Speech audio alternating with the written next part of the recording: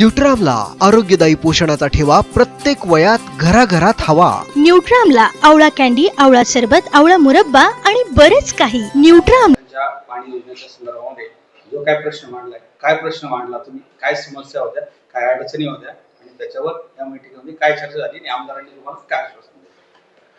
पाणी टंचाई बैठकीमध्ये देवठाण गावामध्ये जी जलजीवनचं काम चालू आहे, तर त्या जलजीवनच्या कामाला काटोटवाडी, काळेवाडी या परिसरासाठी वाढीव पाणी पुरवठा योजना व्हावी म्हणून तत्कालीन विधान परिषद सदस्य सध्याचे विधान परिषद सभापती राम शिंदे साहेबांनी एक विधानसभा प्रश्न उपस्थित केला होता तारांकित लक्षवेधीचा।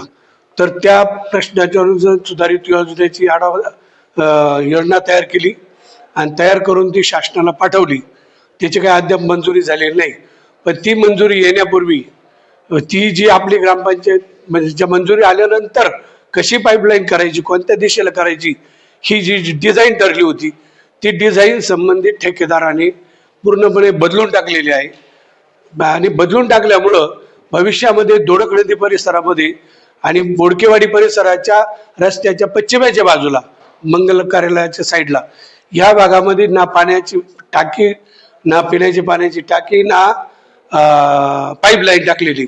म्हणून हा जो भाग आहे, ह्या भागामध्ये पिण्याच्या पाण्याची टंचाई असल्या कारणानं आता हे काम उरकून ठेकेदारांनी आता ग्रामपंचायतच्या ताब्यात देण्याचं, हस्तांतर करण्याचा प्रयोग सुरू केलेला आहे।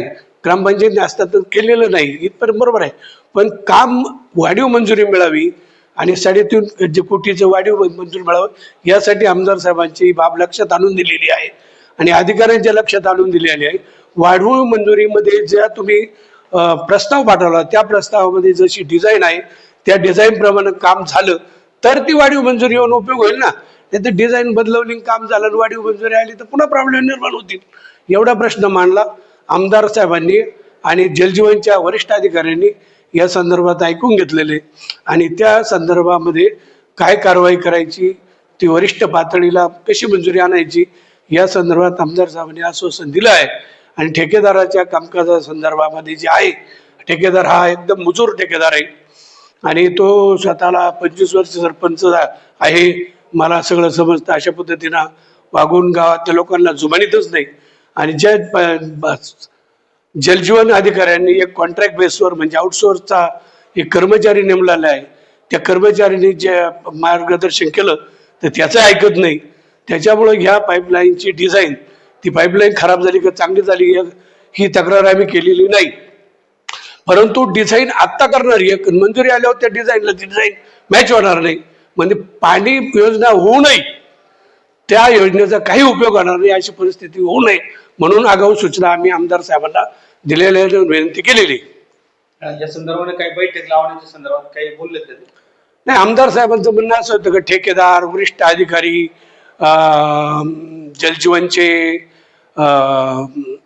अधिकारी आणि आमदार साहेब एकत्र बसून ती मी गोष्ट समजून घेतो, तो माझ्या पुढे तो प्रस्ताव आल्यानंतर ते काम कोणत्या डिझाईन पद्धतीने झालेलं आहे, त्या कामामध्ये काही बदल झाला का, ते काम चालू ठेवून आपल्याला कसं त्यामध्ये मार्ग काढता येईल या पद्धतीनं बैठक लावण्याचं आमदार साहेबांनी सांगितलेलं आहे।